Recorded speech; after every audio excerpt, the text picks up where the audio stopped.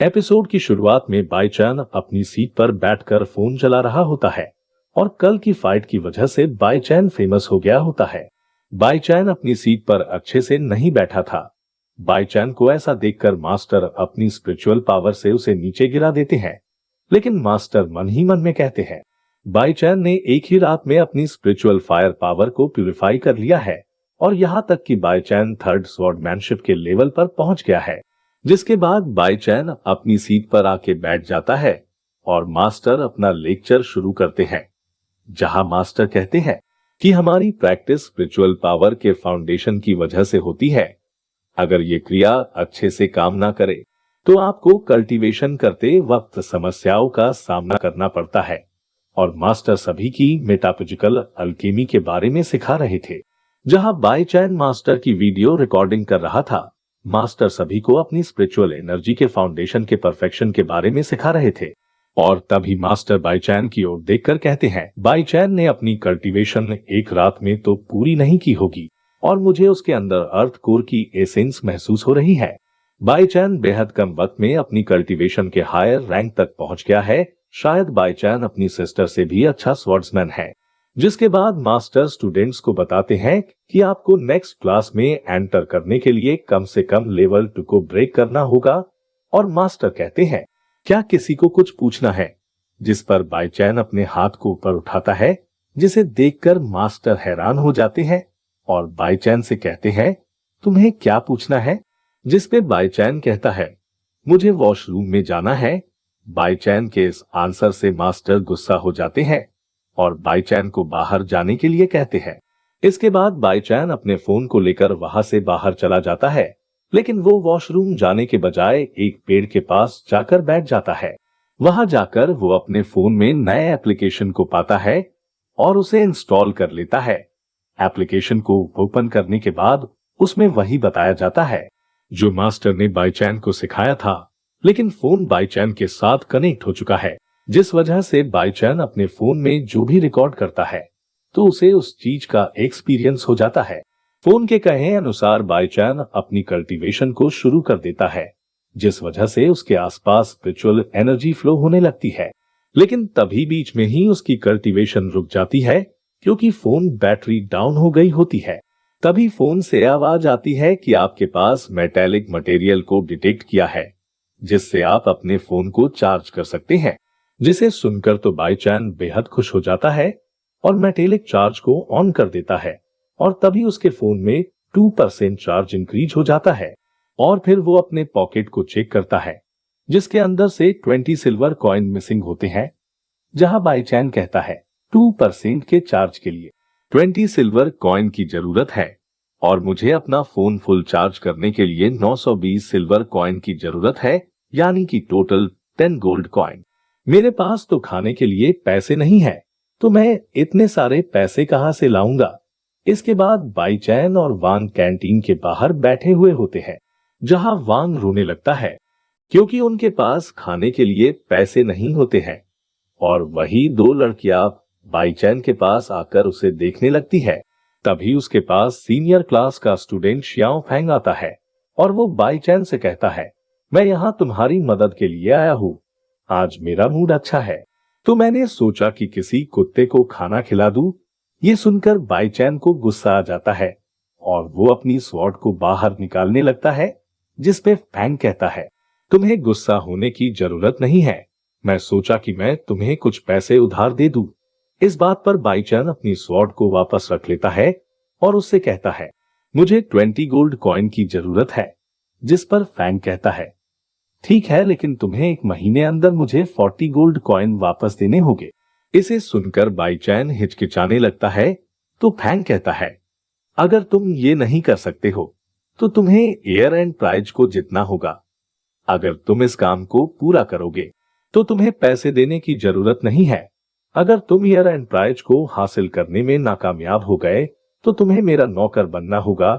जिस पे बाईचैन कहता है तुम गोल्ड कॉइन्स दो, मैं तुम्हारे इस कॉन्ट्रैक्ट पर साइन कर दूंगा। इसके बाद हम रात का सीन देखते हैं, जहां वांग बाईचैन से कहता है आपने सिर्फ खाने के लिए खुद को बेच दिया। जिस पर बाईचैन कहता है तो तुमने मुझे उस कॉन्ट्रैक्ट पर साइन करने के लिए रोका क्यों नहीं? अब इस बात को जाने दो और अब फॉरेस्ट में जाकर मेरे लिए कुछ खाने का प्रबंध करो। बाईचैन के आदेश पर वांग फॉरेस्ट में चला जाता है और तभी बाईचैन के फोन में बैटरी चार्ज करने का ऑप्शन आता है। इसका मतलब बाईचैन ने शियाओ फेंग के कॉन्टैक्ट पर साइन करके उससे 20 गोल्ड कॉइन ले लिए हैं। इसके बाद हम जिनयू को शियाओ फैंग के साथ देखते हैं, जहां हमें पता चलता है कि बाईचैन और फैंग ने जो सौदा किया था वो सारा जिनयू का प्लान था। इसके बाद हम वांग को देखते हैं जो फॉरेस्ट के अंदर सो रहा था और वही बाईचैन टेंट के अंदर था। बाईचैन के पास कुछ किताबें होती है लेकिन वो एक भी किताब को नहीं पढ़ता और फिर वो अपने फोन को देखता है और अपनी स्वॉर्डमैनशिप की प्रैक्टिस को शुरू कर देता है। जिसके बाद बाईचैन उन किताबों की फोटो क्लिक करने लगता है और जोर जोर से हंसने लगता है। इसके बाद हम सुबह का नजारा देखते हैं जहां सभी स्टूडेंट्स एक जगह जमा होते हैं और उन्हीं के बीच बाईचैन भी होता है, क्योंकि आज से इनके एयर एंड के कंपटीशन शुरू हो रहे हैं, जिसके लिए पहले सभी स्टूडेंट्स को एंट्रेंस एग्जाम को पास करना होगा। और स्टूडेंट्स को ये सारी बातें सीनियर मास्टर बता रहे थे, जहां सभी स्टूडेंट्स इस एग्जाम को देने के लिए बेहद जोश में दिखाई दे रहे होते हैं।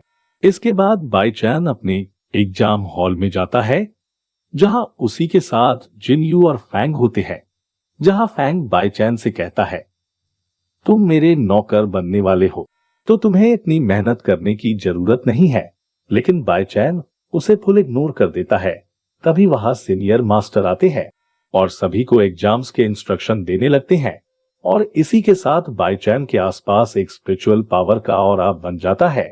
इस ऑरा को एंटी चीट सिस्टम कहते हैं और तभी बाईचैन के सामने उसका क्वेश्चन पेपर और आंसर शीट आ जाती है, जिसे देखते ही वो अपना फोन निकालकर क्वेश्चन पेपर को स्कैन करता है, जिस वजह से बाईचैन को अपने फोन से सभी क्वेश्चन के आंसर मिल जाते हैं और अब सभी स्टूडेंट्स अपने एग्जाम को शुरू कर देते हैं। और वही बाईचैन अपने फोन में देखकर सभी क्वेश्चन के आंसर लिखने लगता है। अगर आप एक बात भूल गए हो तो मैं आपको याद दिला दूं कि बाईचैन के अलावा और कोई भी उसके फोन को नहीं देख सकता है।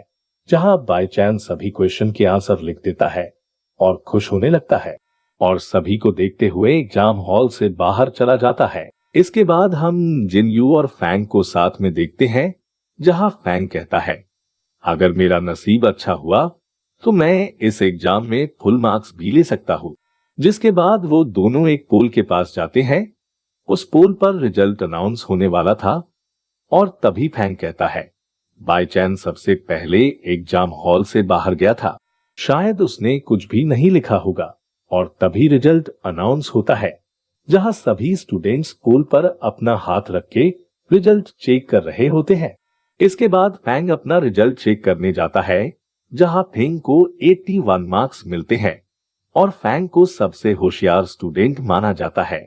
तो सभी स्टूडेंट्स को लगता है कि कोई भी फैंग से ज्यादा मार्क्स नहीं ले सकता है और तभी फैंग के पीछे से बाईचैन अपना रिजल्ट चेक करने जाता है और इस तरफ जिनयू और फैंग बातें कर रहे थे और तभी स्टूडेंट्स कहते हैं, इसने तो फुल मार्क्स लिए हैं और ये फुल मार्क्स लेने वाला और कोई नहीं बल्कि हमारा बाईचैन होता है। किसी को भी विश्वास नहीं होता है कि बाईचैन ने फुल मार्क्स लिए हैं और वही बाईचैन एटीट्यूड में अपने बालों को सहराने लगता है। इसके बाद हम स्टाफ रूम को देखते हैं, जहां सभी मास्टर्स बाईचैन के ही आंसर शीट को देख रहे थे। मास्टर कहता है, बाईचैन तो एग्जाम हॉल से आधे घंटे पहले ही चला गया था, तो उसने फुल मार्क्स कैसे लिए? और किसी भी मास्टर को इस बात पर विश्वास ही नहीं होता है। तभी वहां सीनियर मास्टर आते हैं, तो एक मास्टर उनसे कहता है, एक स्टूडेंट ने फुल मार्क्स लिए हैं। जिसपे सीनियर मास्टर कहते हैं, ये जरूर शियाओ फैंग ही होगा। जिसपे दूसरा मास्टर कहता है, फुल मार्क्स लेने वाला स्टूडेंट लिन बाईचैन है। जिसे सुनते ही सीनियर मास्टर हैरान हो जाते हैं। बाईचैन को देखते हैं, जहां फैंग को लग रहा था कि बाईचैन ने एग्जाम में चीटिंग की है। तभी जिनयू कहती है, आज तक किसी ने फुल मार्क्स नहीं लिए हैं, जरूर तुमने चीटिंग की होगी। जब फैंग बाईचैन से कहता है, तुमने एंटी चीटिंग सिस्टम के अंदर चीटिंग कैसे की? जिस पर बाईचैन कहता है, तुम्हें ये बात परीक्षक से जाके पूछनी चाहिए। और फिर बाईचैन फैंग का मजाक उड़ाने लगता है और उससे कहता है, तुम चाहे जो भी कहो, मुझे इससे घंटा फर्क नहीं पड़ता है। जिससे फैंग बाईचैन पर गुस्सा हो जाता है और वो कहता है, मैं सीनियर मास्टर से तुम्हारी शिकायत करूंगा।